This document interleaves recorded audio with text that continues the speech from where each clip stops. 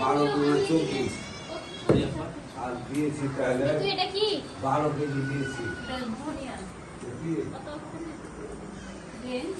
গোস 24 KG পেয়েছি 3 ভাগে, তাহলে 2 ভাগে পেয়েছি 24 কেজি। তাহলে আর এক ভাগ কয় কেজি লাগবে? এই এক ভাগ 3 ভাগ করতে হবে না? কয় কেজি হলো? 36 কেজি।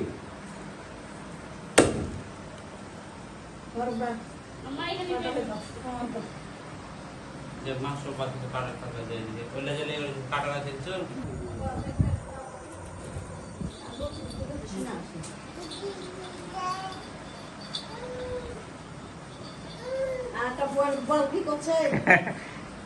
ভিডিওতে সবাইকে নিয়েছে, সবাইকে।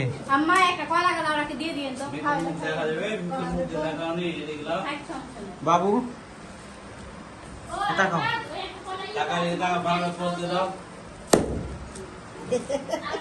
এই তো বাবুকে রেখেছি। বাবুর ইটা কই বাবু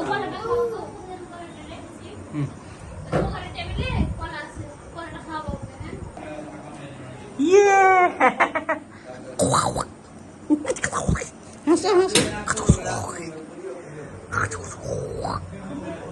না না লাইট পে